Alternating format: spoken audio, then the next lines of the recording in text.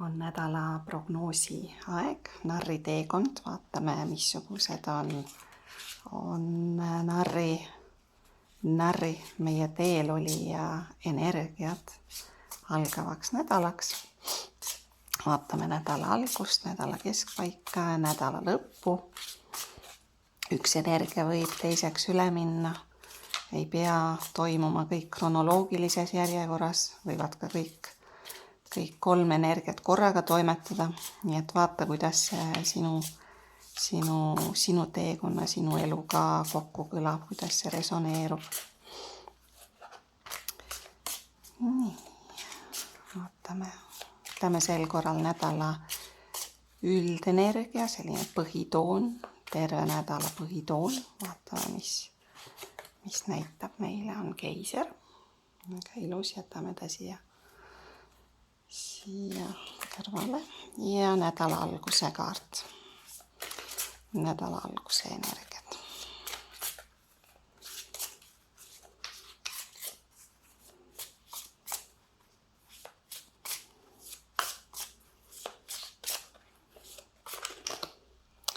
Nädala keskpaik. Tahab 2, hästi, võtame 2 ja nädala lõpp.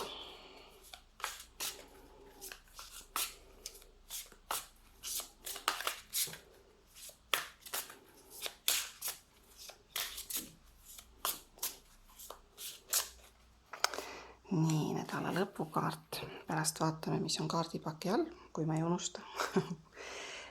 Nädala üldenergia on keiser, mis on ilus, kena energia. Tundub, et kõik on kontrolli all, kõik on voolamises, kõik on töös. Keiser hoiab pilku peal, meesenergia hoiab pilku peal.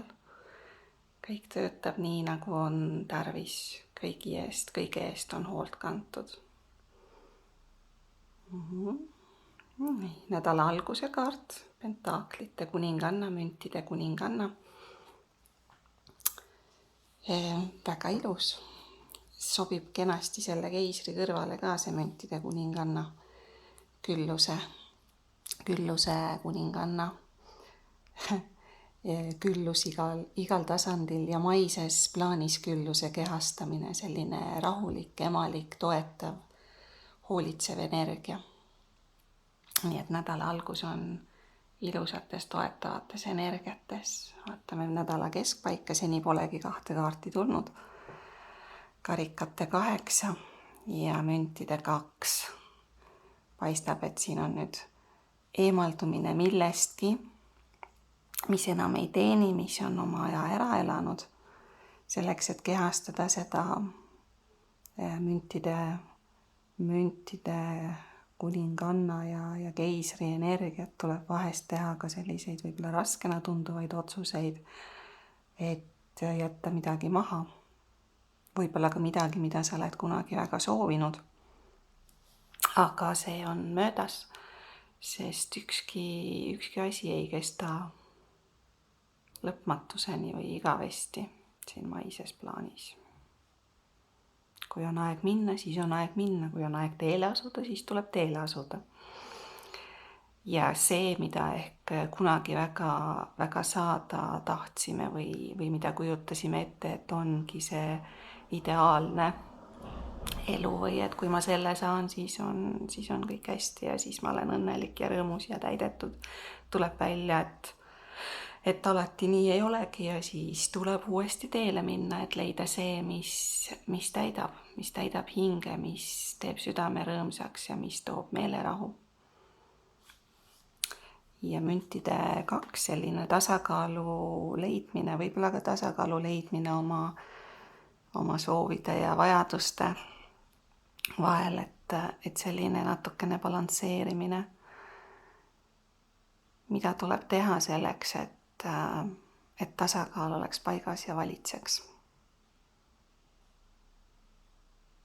Just kui rännak tasakaalu suunas, teekond tasakaalu suunas. Et kuidas saavutada see olukord, kus on stabiilsus ja turvatunne. sa oled seda juba tunda saanud, seda mees ja naise energia tasakaalus olekut. Aga midagi on veel, millest tuleb lahti lasta, millest tuleb eemalduda. Ja südamejuhatus. Ja ehk et kui me seni oleme võib-olla natukene liiga palju ehk olnud oma peas, siis nüüd on üleskutse, et tule tagasi oma südamesse. Mida su süda sulle sosistab, mida süda sul soovitab teha. Selline natukene õpipoisi energia, et võib-olla me ei ole alati igas olukorras harjunud oma südant kuulama. Ja nüüd me avastame seda oma südame tarkust järjest enam. Ja kuidas seda kõike tasakaalus hoida, ehk et kuidas hoida tasakaalus näiteks mõistus ja süda. Niimoodi, et mõlemad on rahul ja mõlemad on koostöised. Vaimuvägi ja südame jõud, südame tunnetus, intuitsioon. Surm on kaardipaki all. Jah, seda tegelikult tajungi siin, et midagi soovib lõppeda, midagi on tarvis lõpetada. Selleks, et parem tasakaal leida. Millestki on tarvis eemalduda selleks, et see tasakaal leida. Ja kuidagi on see seotud südame tarkusega ja selle südame tarkuse uurimisega. Siin on tegelikult ka see info, et julge vaadata noore või lapse läbi süütu lapse silmade sellise puhta lehe energiaga minek. Et ära eelda midagi, vaid vaata, mida see olukord sulle näitab, mida see tunne sulle räägib, mis sinu sees kerkib. Ja luba endal transformeeruda südame juhatust kuulda võttes. Luba asjadel transformeeruda. Ilusat nädalat.